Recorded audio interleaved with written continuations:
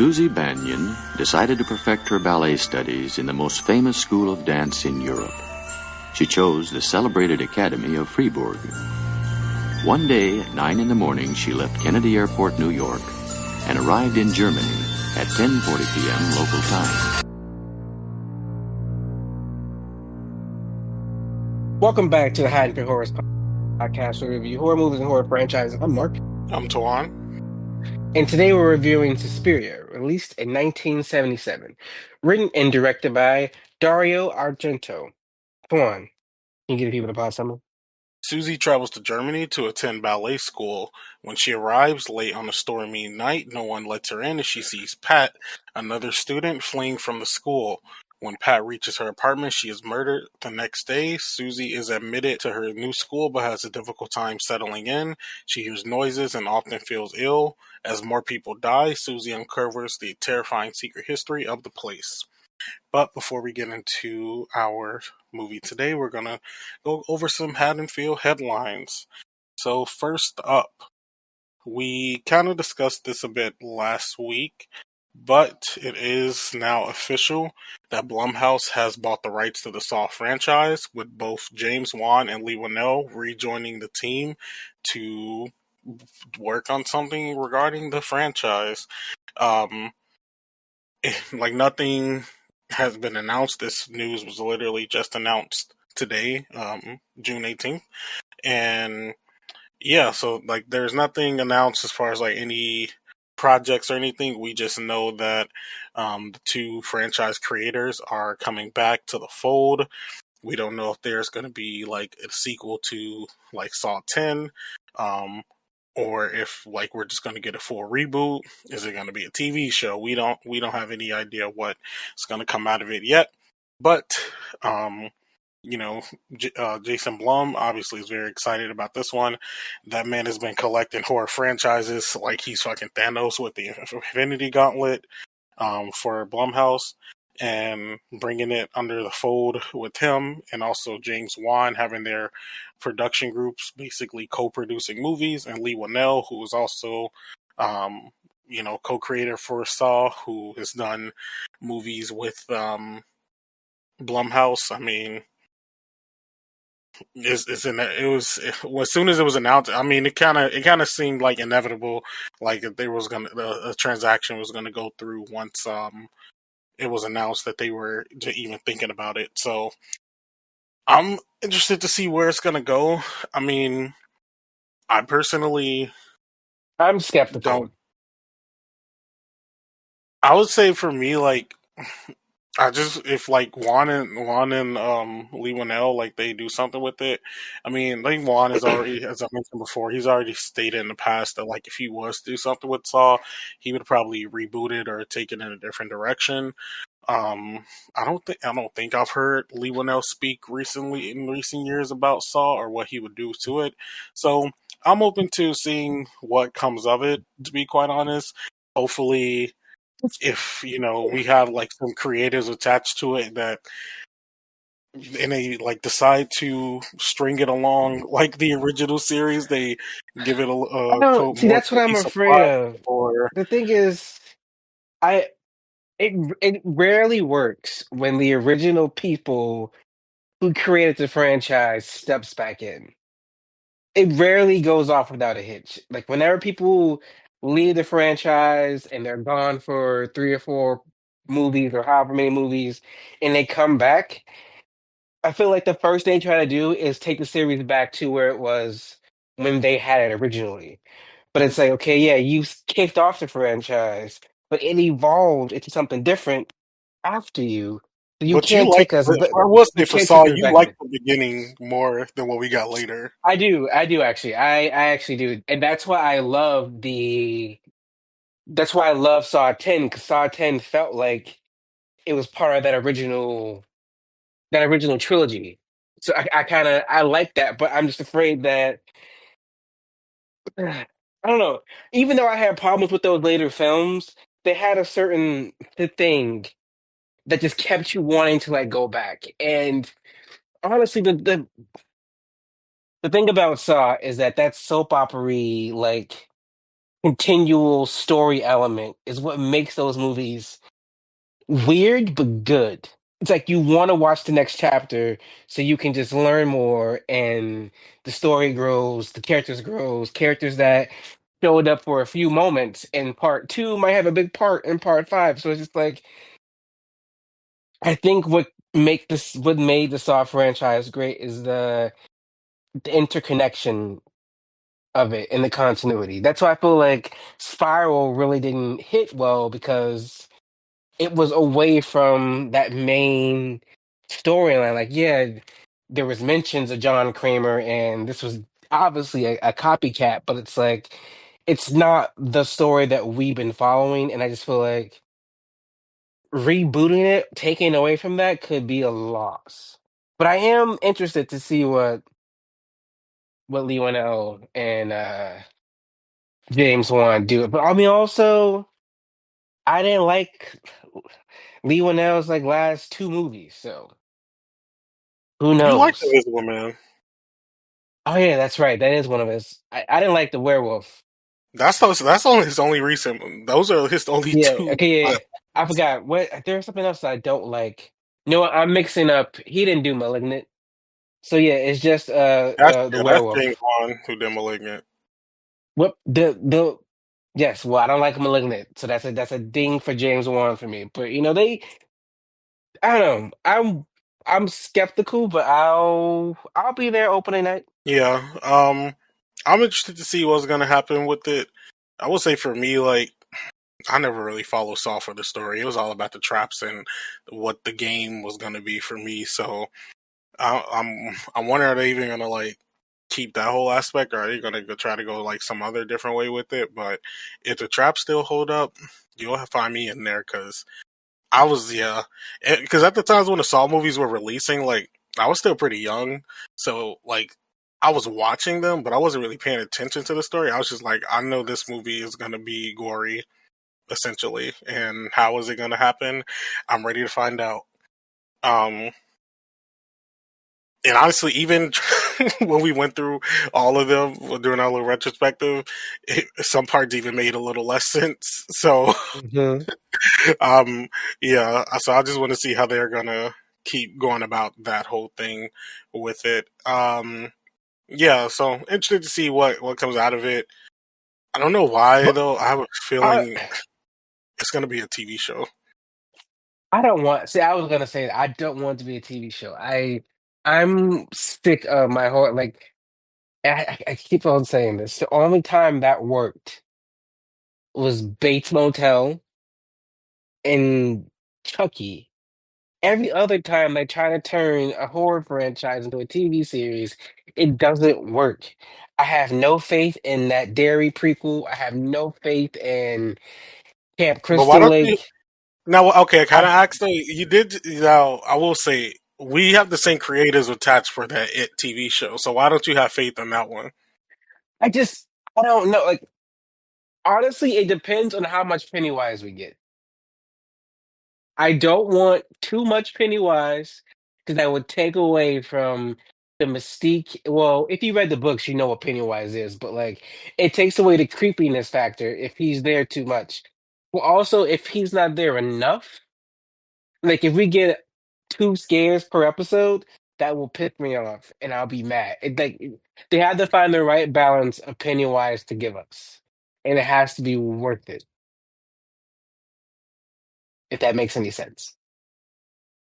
I mean, I get it, but That's like get that's like giving us too much Freddy, which is something that we said when we got towards those later movies. It's like, oh, we're seeing way too much of Freddy. Freddy's being way too much, and it took away from the mystique and like fear of Freddy. But also, I honestly think even though I'm not pro reboot, I feel like you would have to reboot the Saw franchise.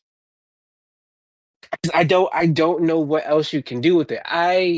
I never really knew what the plan was for Saw 11. there I was thought never it was nothing said. And uh, we just knew we were which getting it. which makes sense because that shit was supposed to come out in October. Now it's in new hands. But like when number nine is a side story set in the future, well, not in the future, like present day, away from the original events, and then when the movie after that is a prequel set between one and two, it's like, okay, we jumped forward in time with eight. We went to a whole different continuity, a whole different story with nine, and we did a prequel with 10. I feel like you've run out of ideas for that main continuity, and the only thing you can do is reboot it. And I think for the first time, I'm pro reboot, but do it differently. It has to be completely different. Like I don't want to see Billy the Puppet. Like, or just give me like I want them to reboot it, but I still also wanted to have those core like iconographies of Saw, but like that's kind of hard to balance if you're trying to do a fresh start. Not really. They could honestly. I feel as though they could do something similar to what either Jigsaw was trying to do, minus the whole. This is another one of his fucking assistants. Of it being like, someone who was a fan of Kramer and then like something else popping up. They could do Hmm. that whole thing and for like a different story if they do it right, or if they're gonna go like somewhere like Spiral. I feel like there could be original stories, but I feel like those stories and those movies, they weren't tightly put together. They could just go meta. I'd be okay with it. I'd be okay with Saw being some type of don't do horror franchise. Don't do like horror movie franchise. Let that be Saw. I mean, let that be Scream. Let let's step out of it and just say, oh, the entire Saw franchise was a series of books, and now there's some obsessed fan, and now he's recreating the traps and killing people. I'd go with that. Just say Saw is I mean Jake, all that is the basis of like some book series or some random ass like show or podcast, and now a fan is going crazy. Like that's like the next thing to do is I don't know. I just feel like it needs to be different some kind of way. Well, I'm open to seeing what they eventually get back to us with when it is when something is greenlit for it. I think it's gonna be. I'm gonna say I have good faith in it. I mean, Juan and now they work pretty good together. Whenever they're on the project together, and I mean, they've had like some duds as a lot of people do, but as far as like directors that just keep up in regards to like horror in general, they do pretty well. Um, and I mean, as what we were talking about like a little while ago, like I know we were specifically saying it in regards to like slashers and bringing on new like franchises and stuff like that. I mean, these two together, they gave us three franchises in Saw, Insidious, and The Conjuring. Hmm. So we know they can put in the work to keep some stuff going. Um, it's just if that's gonna be the case or not. So we shall see if they still have the sauce for it.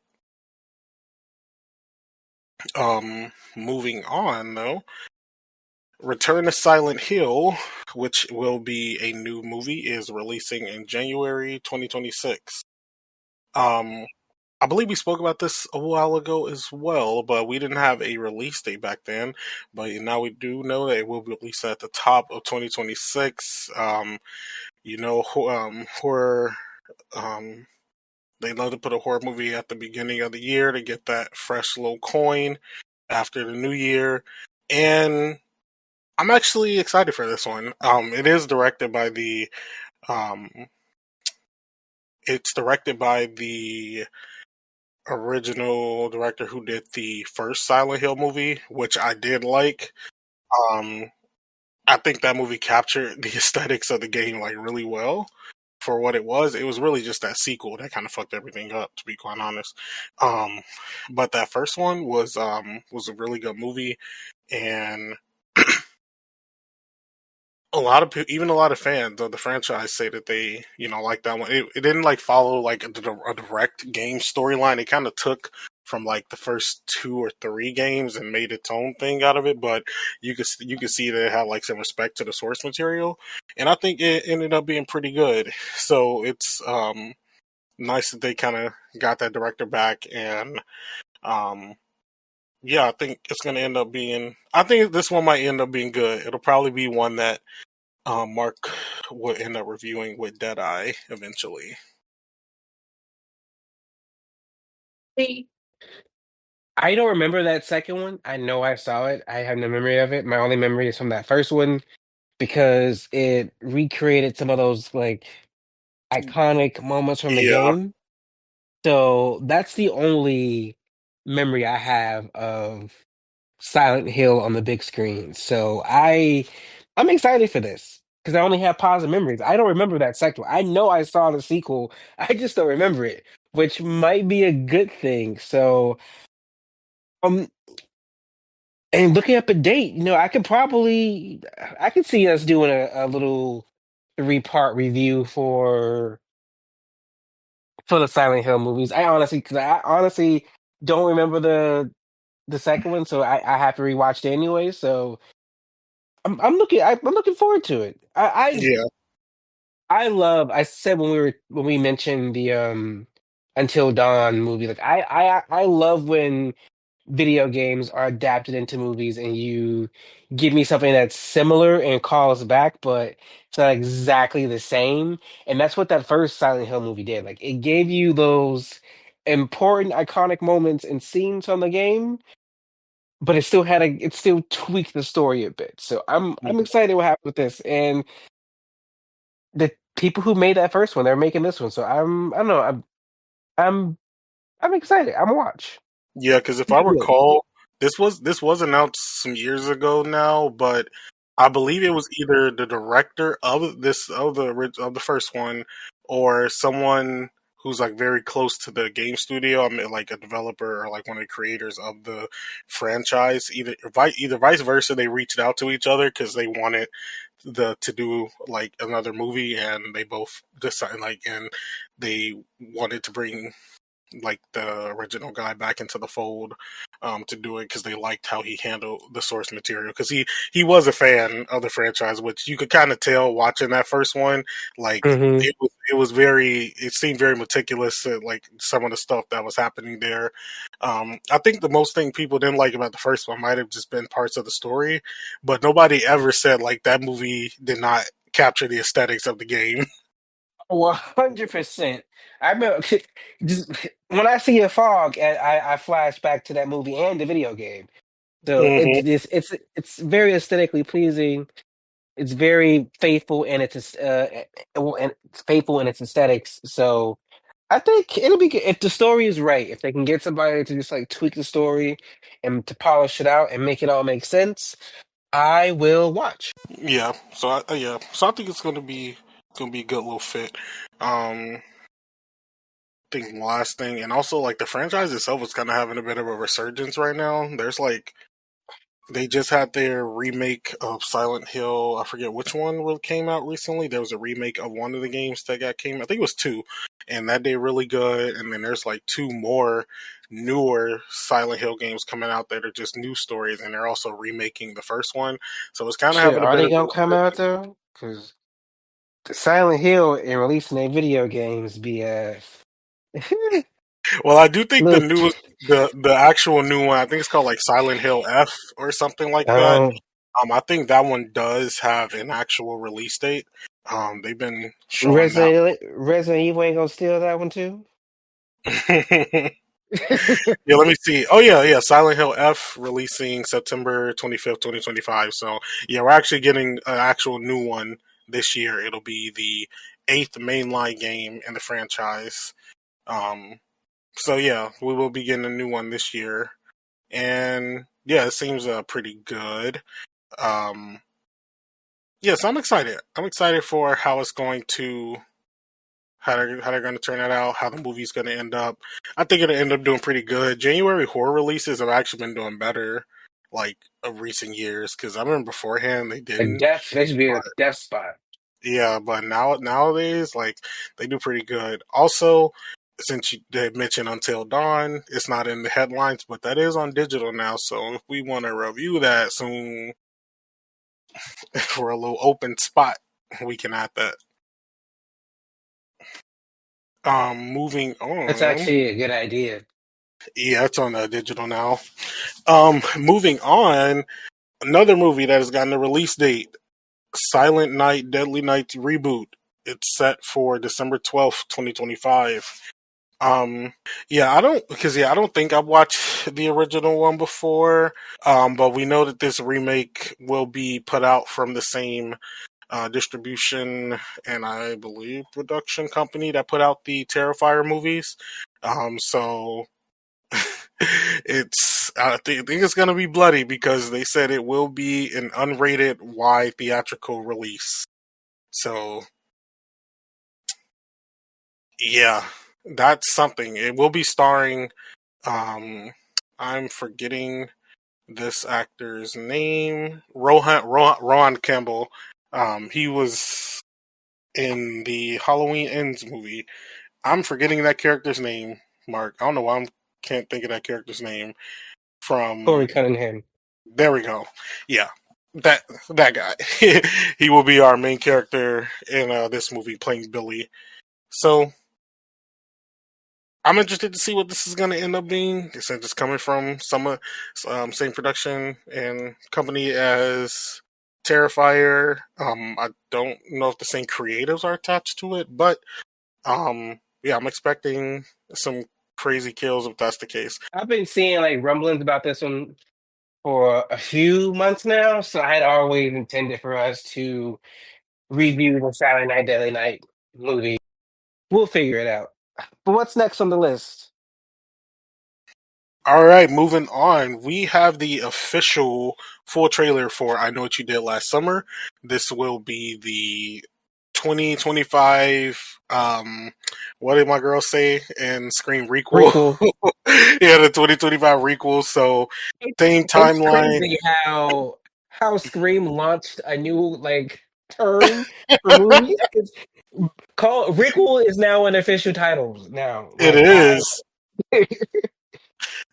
So it'll be following the first two original movies and new cast of characters. Something happens to them over the summer. They need to get the help from our OGs of Freddie Prinze Jr. and Jennifer Love Hewitt, who are returning.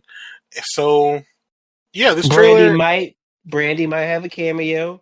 The Yeah, we director have was no. being the Yeah, director we was don't being know. coy.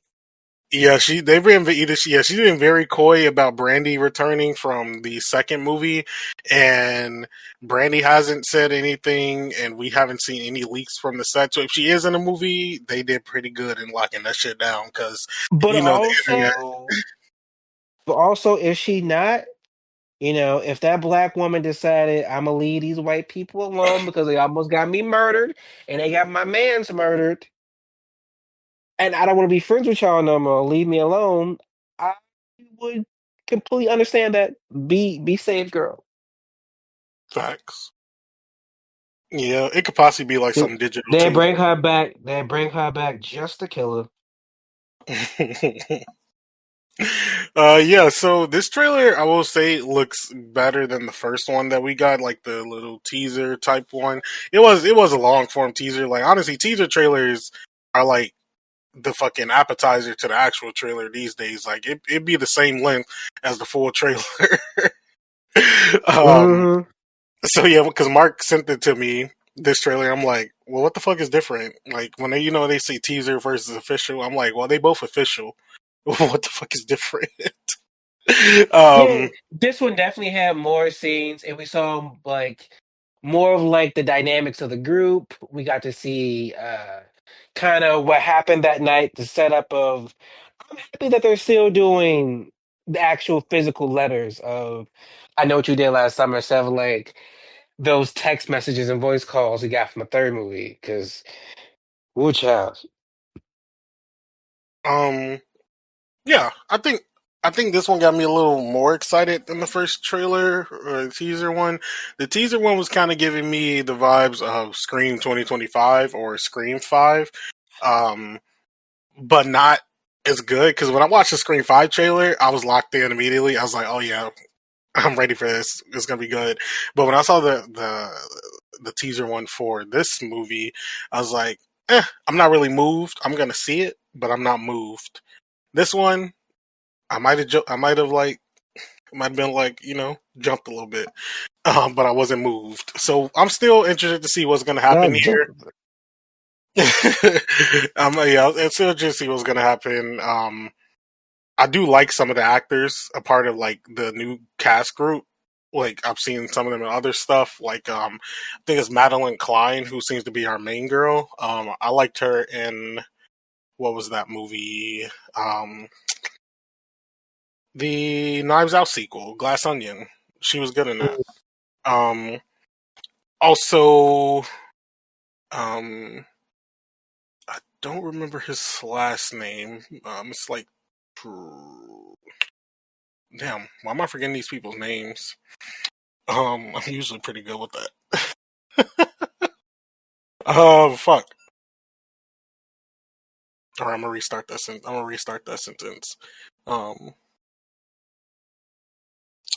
Also, Tariq Withers, who's in here, he's gonna be in the other Jordan. He's not Jordan Peele movie, but it's one of his like production company movies called Him that's releasing later in this year. That seems like that's going to be good. But he's also an episode of Atlanta that was really well. Jonah Howard King, he was the Prince and Little Mermaid live action movie. Chase Sue Wonders is also in here. I've seen her in some things. Bodies, Bodies, Bodies being one of them. She was good in that movie. So I think that they picked like some good like cast members here. Interested to see everybody's gonna come together, what the full accident is gonna be like in the movie. So I'm cautiously optimistic, and I also believe if I'm not mistaken, the director for this one, was she the one who did Bodies, Bodies, Bodies, or am I getting her confused with some? No, that is wrong. Yeah, she did the movie. This movie I've seen on Netflix that I actually really did like, called Do Revenge. I don't know if you've seen that on Netflix. I have. It I was actually good. did like that movie. That movie was giving me like early 2000s, like some John Tucker Must Die type shit, which Mm-hmm. was I felt like I hadn't seen that in a while, especially from a recent movie. So I'm on board. Why not? So interested to see what this is gonna end up being. Are you excited, Mark, or are you I cautiously optimistic? I'm still at first with the teaser trailer and everything I was seeing. I was unmoved. I was indifferent. I was just going to watch it because we reviewed the first three. With this trailer, I'm moved a little bit, but I moved from indifferent to skeptically cautious. I'm not optimistic hmm because I feel like, for better or worse, it's going to give us the same. It's going to repeat the things that Scream 5 did. I 100% see that coming. And because of that, I'm not optimistic. I don't know. This has never been movie. This is a franchise that's never should have been a franchise. That story was one and done. Because how are these people connected to Julie, and why is there a mother hook? Like this never needed to be a franchise. It should have been that one and done. But here we are. Like, why are they even looking for Julie? It just I don't know. I'll watch it. Yeah, That's all I got. I'll watch it. Will I enjoy it? Probably not. yeah. So we're gonna see. We're definitely gonna be giving you all a review on that. We didn't do that little retrospective and had to sit through that third movie for nothing. Facts. It needs to be worth it, child. Yeah, so we'll see how this ends up turning out. I mean, I hope it's good. Like I don't wish bad on any movie, so I do hope that it ends up being good. Um, one just for maybe it can if it's good, give us a couple more movies in the franchise. I'm always game for some good like slasher movies. Two, hate to say it, but the director of this movie is a woman, and people love the shit on women directors when they shit is bad. So I hope it's good. Like I hope it ends up being good because like right now, even with like this isn't horror related, but that movie Materialist, they're like shitting on that director like hard online right now for no reason. So we're gonna see. And let's jump over it into our movie Suspiria 1977. Now, I've seen this movie once, but that was a long time ago, and I didn't really remember it. I just remember that it had like some spooky shit happening. When I pressed play, within 10 minutes, I was on the phone messaging Tawan and Elian to be like, oh, this movie's pissing me off.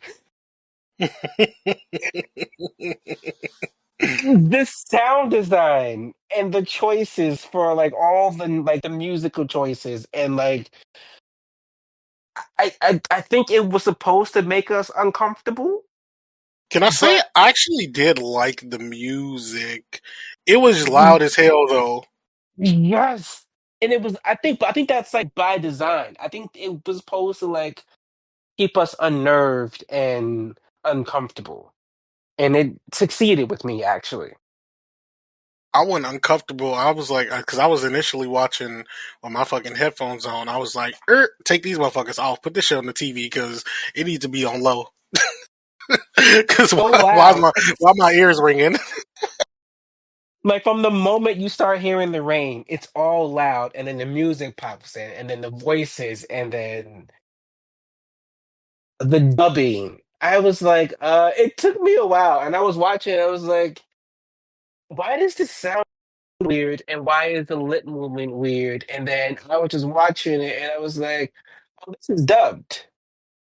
I was like, shit, that was okay. Is there like an actual version? It's like, no, this movie was always dubbed, and I was like, oh, okay, fine. Yeah, that Uh, was just a thing.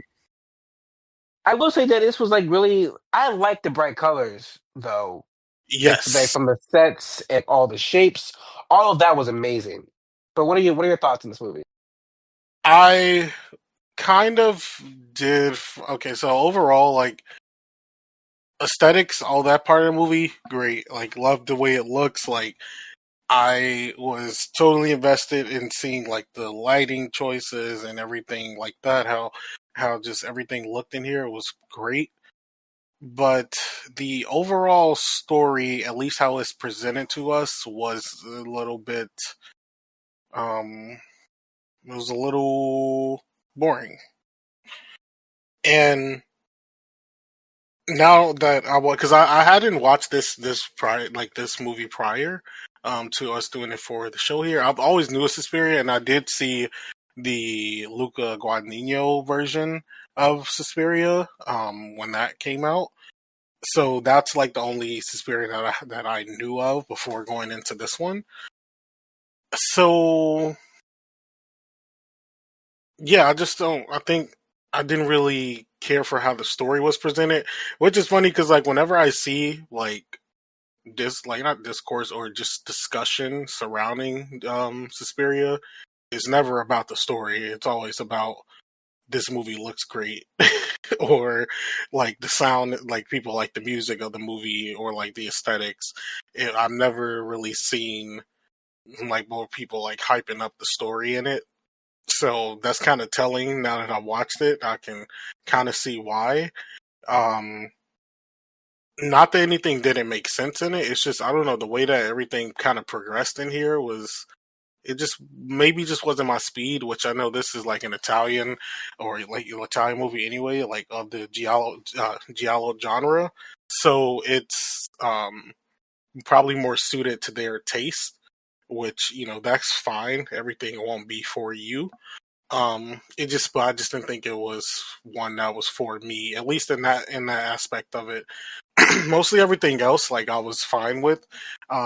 You know, the dubbing part, I really like dubbing of the movies I've seen. Like, you know, that's just a thing that was kind of in with movies around this time, especially from like Europe and everything like that. So I mean that part I didn't really mind, but yeah, like as Mark mentioned, the sound mixing was a bit jarring in parts. Like there are parts where like it would just be like painstakingly loud for no reason for things that were happening, or like or it'll be like quiet and then it's just like boom, like there's no build up, it's just like loud as hell out of nowhere.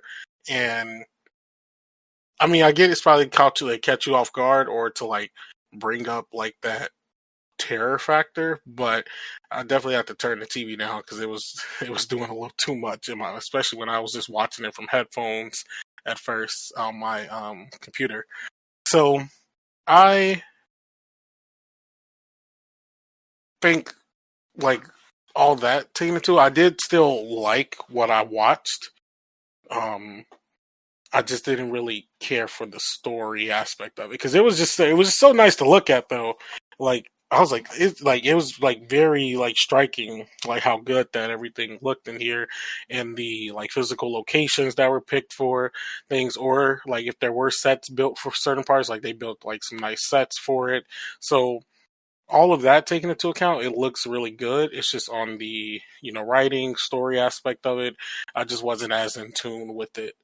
It probably just kind of feels disjointed. It feels like they put more energy and more forethought on the aesthetics and the tone, but they didn't really flesh out the story enough to make sense. Because I feel like once the movie started, it just took off. They gave us like no real room to breathe. Like shit was just happening. Then they gave us like one scene. They gave us like one scene of exposition, but that was like a quick scene, and then immediately stuff was happening again. And I'm just like, I don't know these people. I don't know these characters. Everything is just going on, and I didn't enjoy that. Yeah, Thanks. that's kind of how I was feeling a bit as well with it. Um, it, it moved really quickly, I guess you could say. Like some things were like moving really quickly, but I guess some parts were like meant to be that way. Like at the beginning, like when Susie first gets to the like place, you know, they tell her that she can't come in, and like she sees the other girl who just like left out. Like I don't know why, but if seeing that from the car, the way she left out there, I'd have been like, "Yo, what happened?" Like, 'cause I'm about to go to this school, like something like that. Like I don't know, it's just yeah, I mean, it was like not explained until like for a reason, you know, to like give us that suspense factor. But yeah, there were some parts that you know they kind of felt a little sped through, maybe a bit of like pacing there. But the movie didn't. So how can I work this? It I feel like we got a lot out of what was packed into the runtime, which you know was like almost about like 90 minutes anyway. So I wouldn't make it longer though, but maybe just restructure some stuff. I don't want to say this movie is bad. It's just like That's the it's thing. Like I off. don't think it's bad though.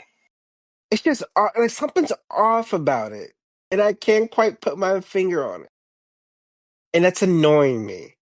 Yeah. Well, let's talk about some of the scenes and kills that we had in this movie. Do you have any good, bad, or indifferent? Um. Where did that barbed wire come from?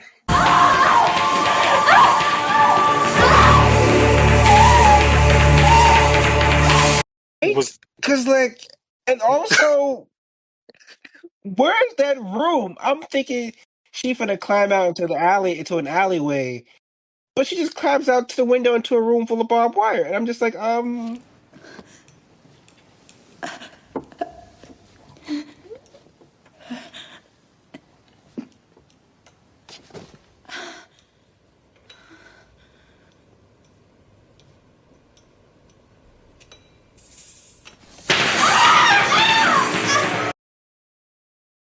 Did y'all anticipate this? Because that was like, I feel like they must have anticipated it. I mean, we know they were like witches or whatever, but like, it was just so random. It was so random that, like, she's climbing out the window and now there's barbed wire all on the floor. I'm like, nobody, nobody else saw that. She didn't In see addition, that. Wait. But did she not see that when she looked high down? key though, you're so right. Because she literally sat all the way up there before she got her other leg out there and was looking down. So,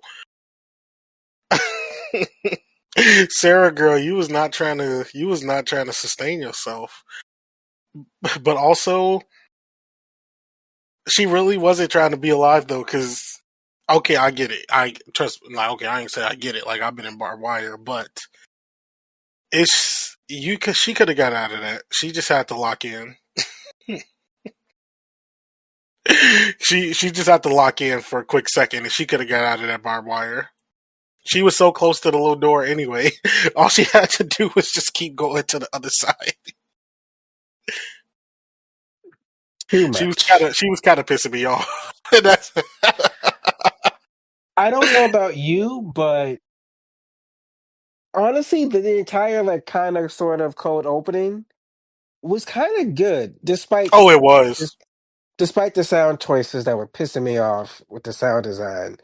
But the scene itself, because listen, that lady was in the hallway banging all them doors. No one opens the door. Not even That was crazy. But would you open the door? Looney.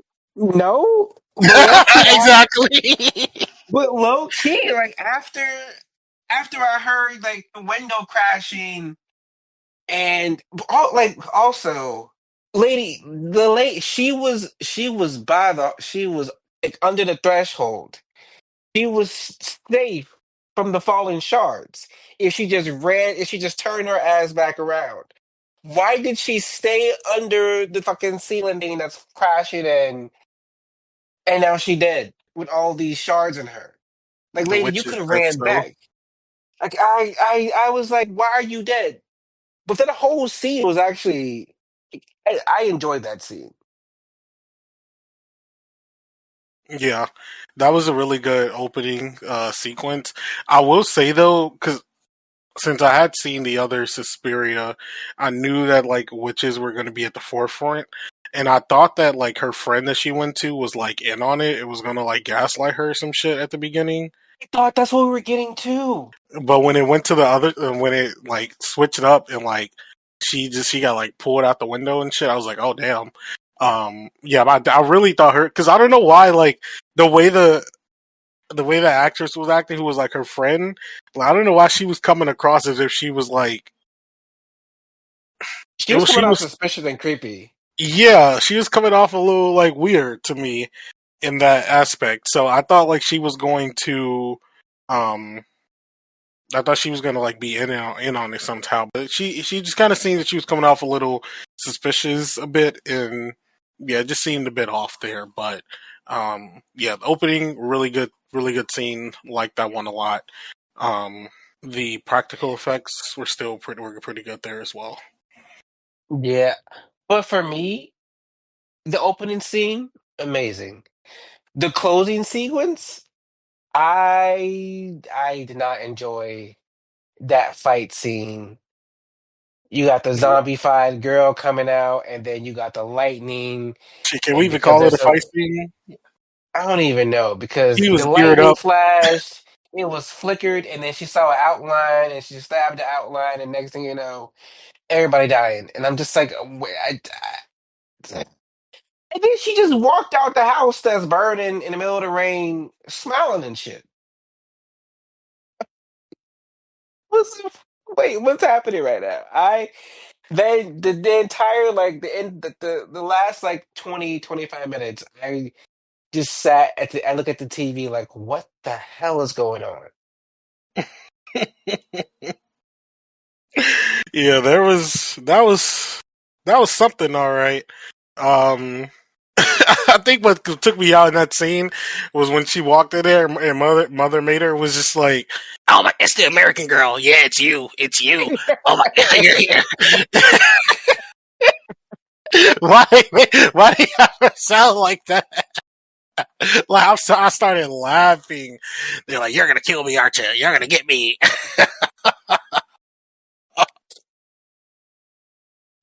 When I tell you, like when she started talking, I was like, "Yo, is this for real?" Because I could not take it serious at all. Like I was that was honestly taking me out. The voice was like taking me out. Um, and then she was just sitting there invisible. Did any kill besides that first one? Obviously, were there any kills that stood out to you in like any way? We don't even really get that Mm, many, do we? not really. We get the blind gentleman who got killed by his dog. Um, Sarah, the beginning, and that Uh huh. was about it, right? Mm-hmm. And then everyone who died at the end, but that At was the just end, they're witches. yeah, I think that was it. Let's move on to the character section. Because how this movie is structured, there wasn't any really individual characters that stood out outside of Susie. So we're just gonna lump everyone in together and just put the blanket, the school slash the Covenant members. For me, it felt like they all just had a part to like give a creepy line and move on, give a creepy look, move on, and then that was it. Like no one really had a purpose outside of we're being suspicious, but we're not trying to be suspicious. What are your thoughts on the Covenant slash school members? None of them really kind of stood out in any distinctive way, I feel like. And I know we're gonna watch the remake or like newer one soon. I feel like they stood out a little more in that one, but kind of just going to we said at the beginning as far as like how this movie is received. I never really see much about in regards to like performances or even like the story, and it kind of shows like I don't think these actors were bad. I just don't think that what was presented to give them or what they were given to present to us was really that like good or enough to like form any type of mm, like ongoing relationship with them as well. And it doesn't really give it just makes them seem like they're like it just really just seems like they're just there to be a little weird or suspicious, and that's kind of that's like it of it. Yeah, because like I can't really when I really think about it and go into my and like think about it in my head, nobody really stood out here. Like we only person who really kind of stood out even a little bit was Sarah, and that's just because she was kind of coming down on what was going on and trying to get the information across to Susie. But outside of that, everyone else was not really didn't really have much of like anything going on. We just knew that they like something was happening. We didn't know what it was for sure. Susie didn't know what it was for sure, but like it felt like everybody was in on it, which we found out that was the case. But outside of that, there wasn't anything of note to them for me.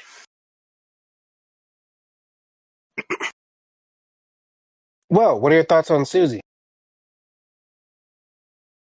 Susie should have just got the fuck out. She was trying to like figure some things out about what was happening, but she stayed a little long for my taste. Now I will say we don't know if like Susie would have left with the same thing that happened to um with the same thing that happened to Pat. at the beginning happened to her. We don't know if that would have happened. Most likely would have. She probably would have ended up dying somehow, if that did take place. Um, but she don't know that just yet.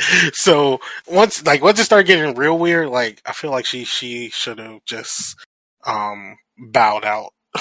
Yep, because there was no need for her to be there, and I don't know why she continued to be there. She ain't even dance half the time, girl. You was there to dance. You danced like twice in that place, and you got sick the first time you danced. Mm-hmm. Like you here for school, and they ain't even teaching you nothing. You just getting creeped out. Barely saw you dance one time. Like Susie, girl, the call is coming from inside the house. We need you to leave. Now, we usually end this with talking about the villains, but that was kind of the whole covenant. So, Yeah, I like mean, do you? I guess the main villain that you can give in a sense would be Mother Marcos. Was not Mother Marcos. Oh no, it was Marcos. My God, my bad. Yeah, Mm-hmm. she was like I guess the main villain. Like she was in control of everything and like their head of like the coven. But Susie killed her. Like we only seen like a slight bit of her during a scene like through some curtains, but well, we saw her. Well, shit, we didn't even see her at the end. We saw her outline at the end, and then we saw her. But she was just like there to keep the power of like the witches ongoing. Um, yeah, yeah, as Mark mentioned, it really was just like the whole entire coven that was like large and in charge. But outside of that, um, Marcos would be like our actual villain per se, since she's the head of the coven. But we only get like about 5 minutes with Marcos, and half of that, probably 80% of that, she's invisible. Yep. Well, we've come to my favorite part, Tuan. Can you give the people the behind the scenes info and facts? So the budget for Suspiria set is unknown right now, but it brought in the box office of 1.43 billion lire, which is Italian currency. If we convert that over to um, USD, that is a little bit under $850,000. And the movie has 1.8 million brought in 1.8 million in regards to North American rentals of the movie. Some interesting facts. While it shares some stylistic elements with the giallo genre, particularly its vibrant colors and striking visuals, it's not strictly classified as giallo due to its strong supernatural and occult themes, which are less common in traditional gialli. Because the film was so heavily influenced by fairy tales, the original screenplay called for the students at the dance school to be very young girls, age 8 to 10. This made producers nervous, not just because the idea of brutally murdering little girls on screen, which Argento thought could only improve the horror, but because Argento's tendency toward perfectionism was not a good fit for child actors. The combination could have proved costly due to production delays. Nearly all of the actors' dialogue was dubbed in post-production, a common practice in Italian filmmaking at the time. However, the scene at the academy after the first murder, where the police are investigating, features the original dialogue recorded on set. Director Dario Argento provides the narration in the original Italian version. In the English version, the narration is provided by William Keel. It was announced through MTV in 2008 that a remake of Suspiria was in production, and also to be directed by David Gordon Green, who directed films such as Undertow and Pineapple Express. The announcement was met with hostility by some, including Argento himself. I'm be honest, I probably if I was like of age at that time, and like even if I hadn't even seen this movie, just because of I know what David Gordon Green has done, I would have been like, hell no. And this was before the Halloween movie, so he didn't even have no proof yet. Um, the film was to be produced by Italian production company First Sun in August 2008. It was reported that Natalie Portman and Annette Savage's Handsome Charlie Films were set to produce the remake, and that Portman would play the lead role. Moving on, though, Suspiria is the first of a trilogy of films by Argento, referred to as the Three Mothers. The trilogy centers around three witches, or mothers of sorrow, who unleash evil from three locations in the world. Currently, the film sits at a 93% on Rotten Tomatoes. Rotten Tomatoes also ranked it as number 61 on their list of top 100 horror movies. The New York Times wrote a mixed review saying the film has slender charms, though they will most assuredly be lost on viewers who are squeamish. The Los Angeles Times' Kevin Thomas wrote that the film was consistently suspenseful and diverting, despite being marred by stilted, poorly dubbed English dialogue. And Gene Siskel of the Chicago Tribune expressed similar sentiments, criticizing Harper's role to being reduced to cowering in corners and costumed to look much younger than her years, while praising Argento's visually stylish direction. He felt Suspiria was inferior to his directorial debut, The Bird with the Crystal Plumage, and plays like a weak imitation of The Exorcist. Once again, none of these reviews mention the story, by the way. Well, enough of them. What about us? Do we cash or pass Suspiria 1977? For me, it's a pass. Movie's not bad.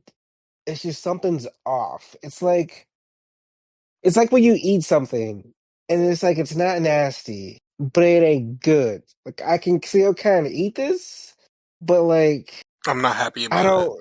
I'm not happy about it. It's just I don't know. It's just something just isn't right. Yeah, I'm kind of on the same wave there. Like, once again, I don't think this is a bad movie. I just do think there are parts that, like, I would have wanted them to improve on, like, with this movie. Because, like, as like everyone else said, me and Mark said, looks great. Looks really good. So very striking. Like, I loved it. I wanted to, like, I could just watch like like a movie that looks like that. Like, it just looks really good. But trying to pay attention to what's going on screen with it, it's kind of what started, like, kind of losing me there. And I think I would pass on this one in regards to what, like, we have for the show here. Do I think it's a bad movie? No, but I don't really see myself returning to this one. And I don't think this will be one I would, like, recommend someone to watch. If they did just want to watch, like an older horror movie, or they were just going through to kind of watch, like, what movies that are considered to be greats. Sure, go ahead and watch it, form your own opinion, but this wouldn't be one that I would, like, recommend someone to watch. So with that, I think I would give it a pass. That's enough from us.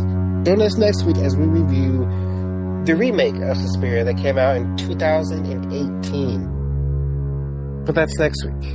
Until then, good night.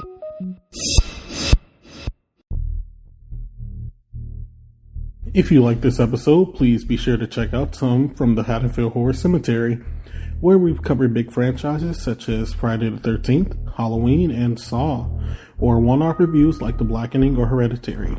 You can follow Haddonfield Horrors on Instagram and TikTok, where the host posts updates and mini reviews. Full episodes are available on several podcasting platforms, including Spotify, as well as YouTube.